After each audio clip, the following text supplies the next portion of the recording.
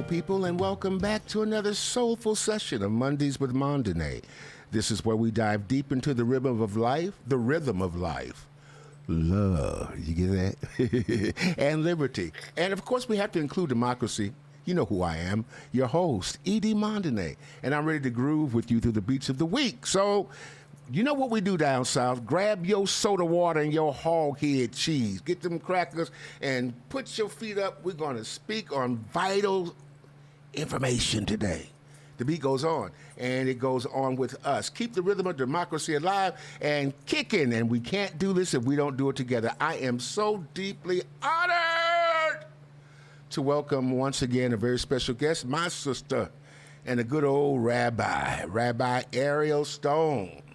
Rabbi Stone has been a guiding light in our community, a voice of wisdom, and a true advocate for peace, and her credentials go so deep and wide that it would take me the entire show to talk about it. So it's a privilege to have her here today, but before we talk to her, I'm going to do something. I'm going to introduce you to This Is My Country. This is a patriotic anthem aimed at all of us African-American folks to get with the program, for you to understand that we built this country, it's ours to live in, and it's ours to be proud of. I'm going to give you about a minute of that commercial, and we want you to go and find it and listen to it and move the mission forward. Go ahead. I thrill to see Old Glory paint the breeze.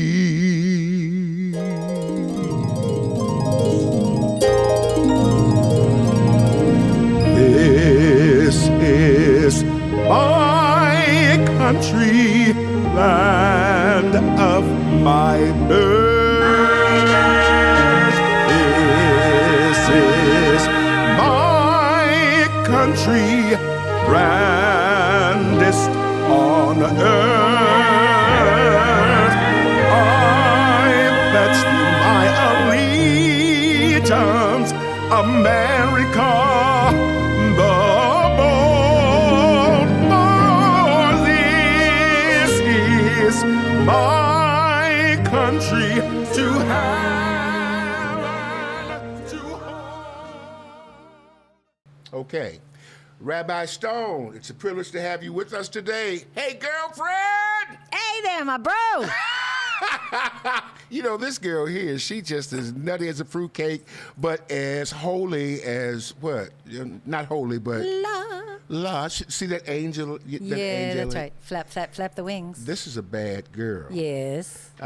It's a privilege to have you with us today. We find ourselves in a world right now full of conflict. Yes, we do. And division seems to dominate the headlines.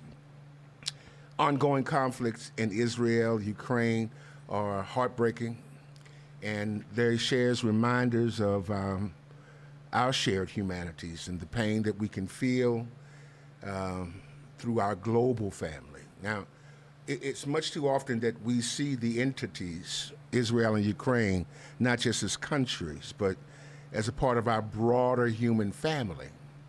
And what affects one affects us all. So it's not about who the bad guy is, it's about what the bad thing is doing to our family. Because folks in Russia is just as much kin to me as the folks in the Ukraine. And I'm just as responsible for the folks in Russia as I am in the Ukraine. That's part of my given gift for humanity. So ours is not to keep finding blame, because there's enough blame everywhere. Okay? That's true. So how do we look at peace? And as we think about that potential, we think about the leadership of the hopeful and almost mind-blowing, wind-thrusting, boom, boom, boom, boom, God opening the sky appearance of Vice President Kamala Harris. Can you believe that? Jesus, I mean, Holy Father. Okay, no. I'm writing a book, Unintentional Witchcraft.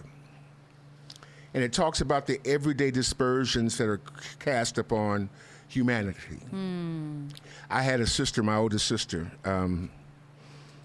She would see a black cat cross the street, and she would back the car up or walk back around the block or make a U-turn not to go across the street. And she had me that way. So one day I was on my way to church, I think, and there's this black cat. It just, Portland's full of black cats.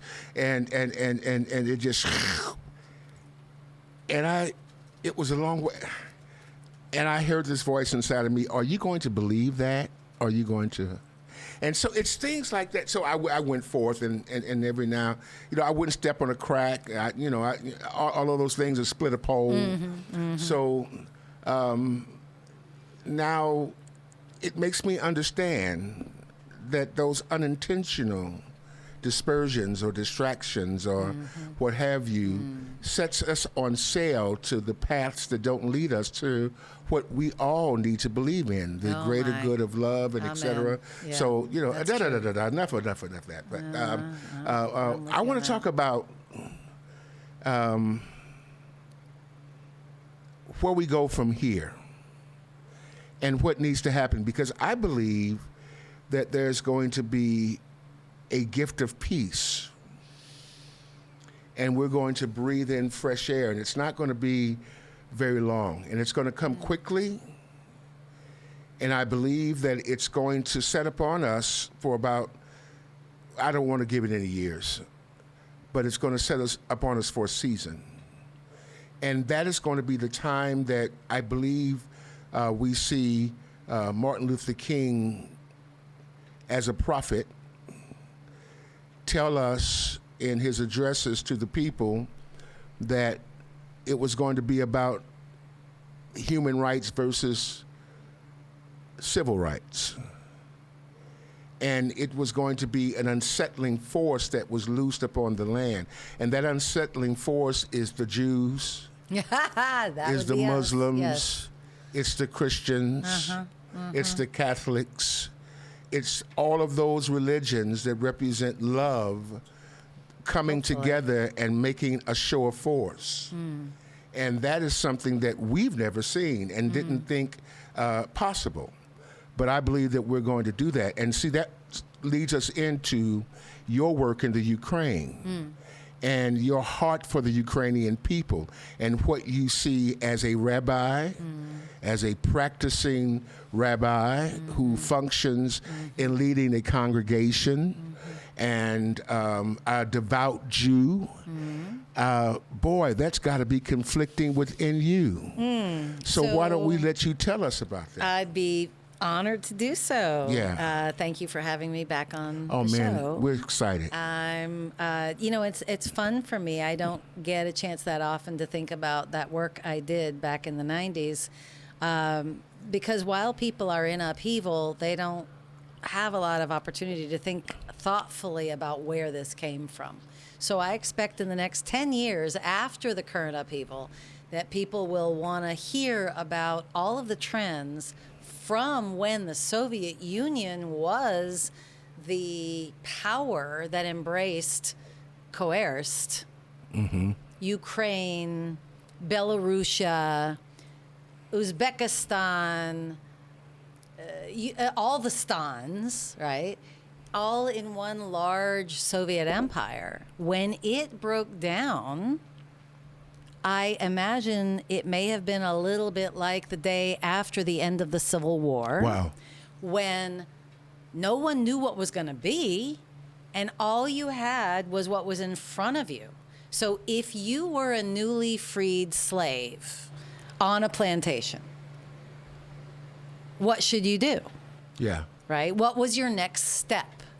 And I'll tell you what some of the people in Ukraine did when they were freed from the domination of the Soviet Union. No, let's stop for a minute. Yeah. Tell us about what your role was there. Why were you there? Okay. And then lead us back into that, because that's fascinating. Sure. I was sent there in 1993. The Soviet Union fell in 1991. Right. So this process of what do we do now was still going on. I was sent there because as much as the Jewish people, we live everywhere in the world since we were scattered out of Israel 2,000 years ago, we do our best to try to not only make it where we are, but we try to help each other wherever we are, because very often a family would be scattered so that, for example, a sister would go to the United States and a brother would go to Israel and another brother would end up in Russia. And so they and their children, who were then cousins, would feel very strong bonds of, well, you live in Russia, you now live in the Soviet Union. Can I send you some help? Can I send you something? What can I get past the censor? Or I'm in America and you're in Israel. And in Israel, they have rationing in the 1950s. Can I send? So one of my relatives sent an air conditioner to his cousins in Israel. And you know what? First of all, the voltage is different. You couldn't use it. Yeah. Secondly, there were so many duties on it. I don't think they could afford to pick it up from customs. But, you know, you're trying to share what you have because you love these other people. Yeah. So Jews... The innocence of help. Exactly. Yeah. So Jews are trying to just react to each other as an international family. So I was sent to Ukraine to try to serve the Jewish people there as a rabbi, as an organizer, by a Jewish welfare organization headquartered in Jerusalem that was mostly funded from the United States. So it's this kind of, let's all pull together, you know, you've got the money, you've got the organization, and you have the need. It's an ideal of cooperation in a way. Wow. So it was American money organized in Israel that sent me to Kiev to live there, to gather together a group of young Jews who, think about this, this is the most interesting part of my time there. Up until the Soviet Union fell, they knew that their primary identity was as a Soviet citizen, and nobody was allowed to have any other primary identity. It wasn't like in this country where everybody's allowed to hyphenate. Yeah. Over there, you were a Soviet citizen. Yeah. Nothing else mattered. And then the Soviet Union disintegrated. So a Soviet citizen it didn't mean anything anymore. Jews, along with gypsies, Roma, Tatars, other kinds of marginalized identities, they had a fallback identity. Wow. They knew they were also something else. Wow. So I was sent to help the Jews rediscover an identity that they had not been allowed to express for 50, 60, 70 years. Wow. So when we look at things today, we kind of see ourselves looking face to face, don't we? So how does that breathe into where we are now? And how does that, because I see the connection between the work then in 92 and the work that's necessary now. And I see the disconnection after that, because after the fall of that nation, well, where do we go from here? Somebody's got to be responsible. And it's been, okay, now do we become two states? What do we do? What do we do? Right. And it's been that tension ever since. Yes. So now we've moved from 92 until now. And Russia has not been willing to live with the idea that it is no longer the head of the Soviet Union. And that's it. Trying to reestablish its empire, believing that Ukraine has no right to be a separate nation, but really is just a part of Russia. And that's something many Russians believe. You know, getting caught up on the minors and then finally moving into a place where you can really do some good, and then get stuck by your junk. Okay, looking at That's exactly what it is. Well, you know, looking at a recent event in the Olympics where this pole vaulter was trying to go over a pole. He went over the pole so his own perfectly, junk got in his way. And his own junk got in his way. So literally. So listen, speaking as a woman, I don't know how much you want to talk about men and their need to dominate the world based on the length of their equipment. Oh, well, that seems like your topic. No, in comparison. Yeah. Moving on. Not in comparison. No. But looking from then to now, yes, and we see it paralyphically. How do we ingest what we saw then as an actual, that was the introduction to this New World Order, I'm going to say, that Yes. says we have to love one another, rescue the perishing, care for the dying. Yes. How does that look now in this world, and what do we need to do to be a sobering voice to the situation rather than a critical voice?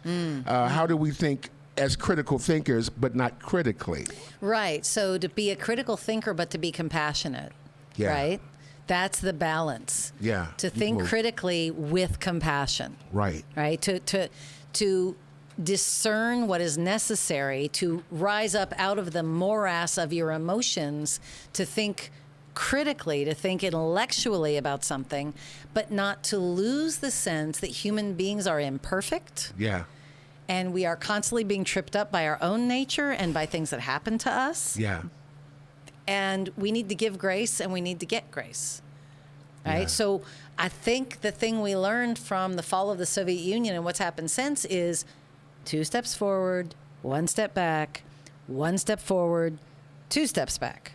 That we cannot give ourselves to some kind of belief that we have hooked our cart to some kind of upward and onward that will never suffer a reversal.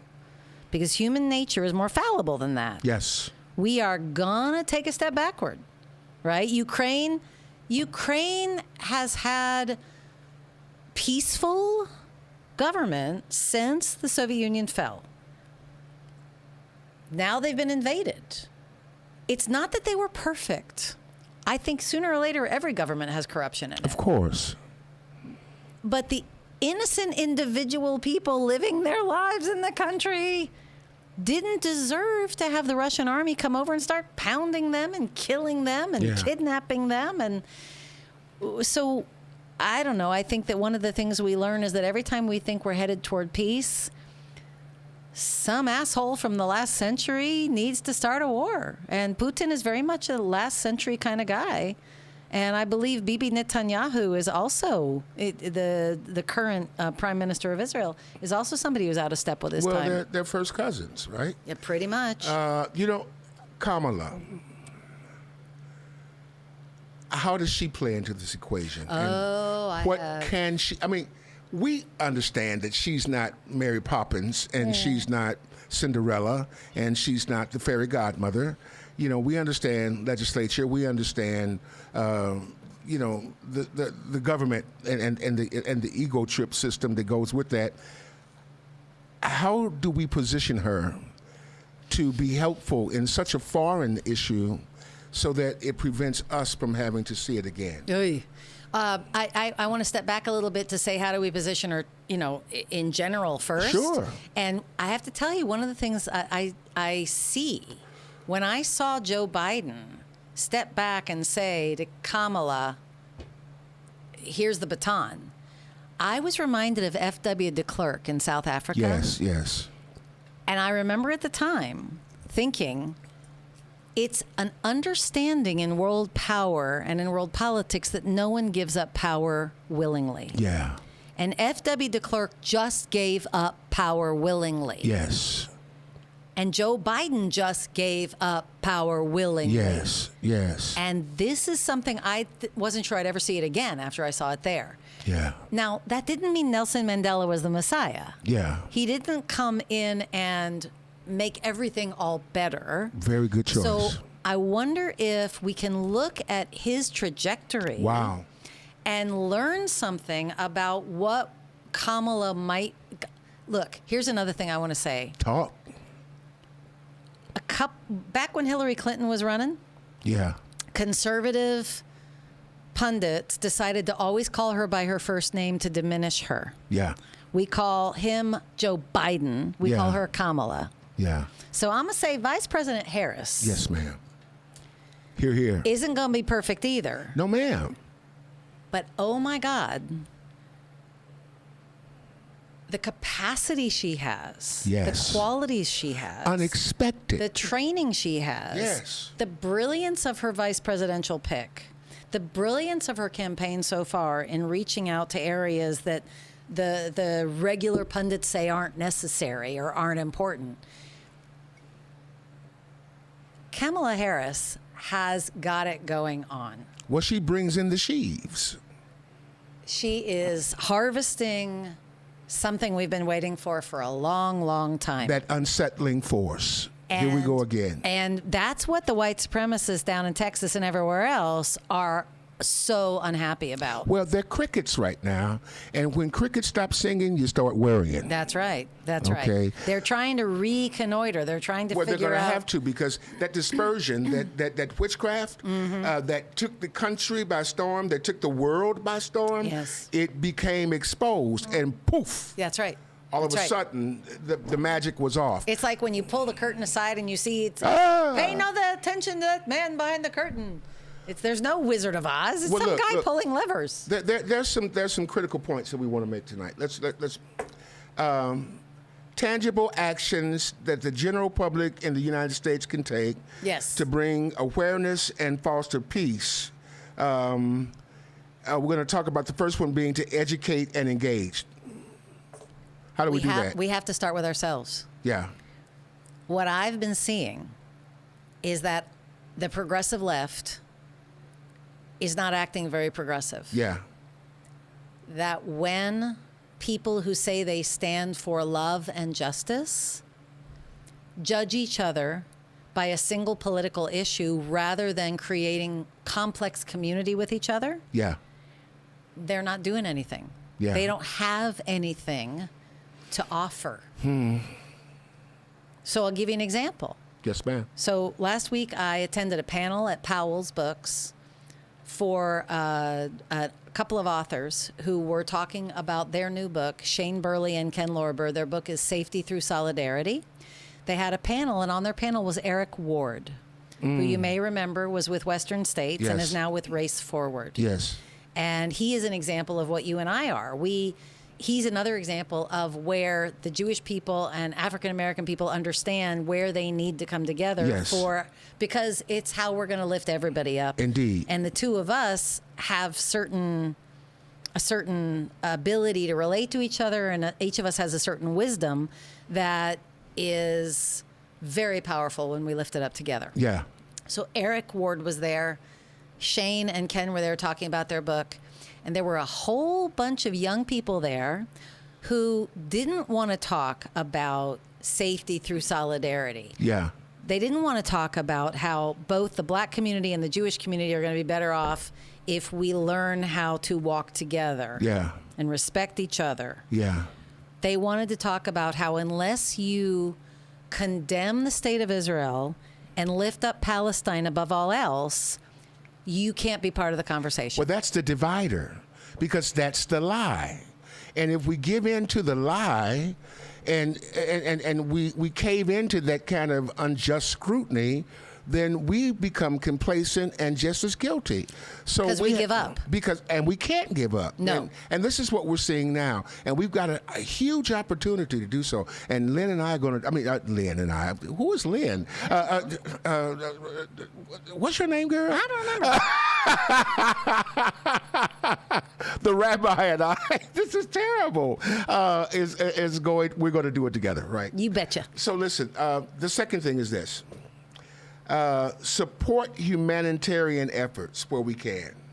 How do we, hook us up? Real simple. Real simple. First of all, nobody ever said, God certainly never said, you have to agree with the person you're lifting up. Yeah. God said, you can look it up in the Bible. If your enemy's donkey falls under its load, you must help him lift it up. Yeah. So first of all, get rid of the idea that you have to approve of someone or agree with someone or feel supported by someone or be friends with someone Preach. before you lift them up. Preach. I got $1. Take an offering. Amen. I think you're right. So first of all, stop being a purist. Yes. Stop putting people through some kind of test. Yes. Do they like me? Do they agree with me? Yes. Are they perfect? Yes. Have they learned what they need to learn? And who Yes. the hell are you to decide what they need to learn? I heard that. And let's see about creating a world where everybody has a minimum level of safety, security, sustenance, and hope. You know, as we end tonight, and we could go on forever, because this is such a pungent and necessary, and it's fallen under the radar since all the politics have taken over, but people are still dying. We need to reflect on these actions and the roles that we play in fixing the global issue in our global families. And I'm reminded of the power of the collective action and the strength that comes from unity. Together we can win, we can be the wind beneath the wings of those who are striving. And those that are without peace and justice and favor, and look forward together for a better tomorrow. Thank you, Rabbi. Amen. Ariel, Lynn. Oh, I'm talking about Lynn Peterson. Hey, Lynn, how you doing? And thank you for your wisdom and for listening to our rhetoric and beginning to speak to us in common ways that bring us to a better collective. Amen. I do some shout-outs right now. I need you to understand that we are lit up by Adorn Electric. They're here in our midst, and they do all of our lighting. Your babies are taken care of by Aunties and Tanties Daycare. These are mamas and aunties, and they stand alone with being the best in the business. And, of course, there's Poshines. It's 8139 North Denver. It's the best soul food this side of the Mississippi River. I want to thank all of you, Andy, Paul, Robin, Dion. They all stand tall, but none of them are taller than the other, and they do it as brothers. And this is your big brother, E.D. Mondene, thanking you for being here with us tonight, and thanking you for keeping rocking and rolling and the rhythm alive. So until next time, we'll see you later. Thanks again, Rabbi, for being with us. Oh, we just love you, and we can't wait to have you back again. I love you too. Okay, your last word. Take us out. What are we going to do? Stop focusing on externals and look at the light of the reflection of God in each human being, including yourself. Wow, you heard it. That's what the rabbi said. See you later. You know, I talk about a lot about knowing where you came from to know where you're going. Well, I came from the projects of St. Louis, Missouri, and I ended up into the majestic mountaintops of Portland, Oregon. It's been a wonderful journey, and Lewis and Clark took that journey from St. Louis to Portland, and I took it too. It talks about who I am, and as I'm with you often in the in cyberspace or on websites or on the, what do you call it, social media, I want you to know a little bit about me and who I am.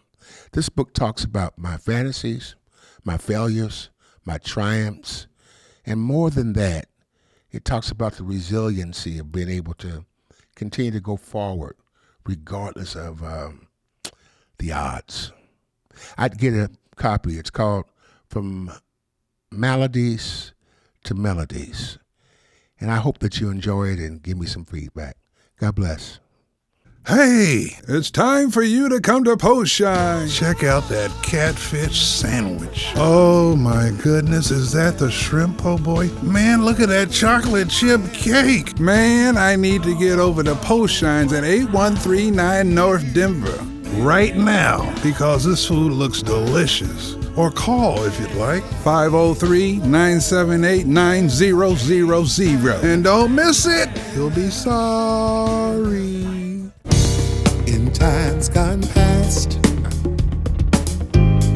we find ourselves making excuses so that people reminded, ooh, I've got to get home and tend to the brand new missus. I need some time alone. Can't this wait until I finish texting on my phone?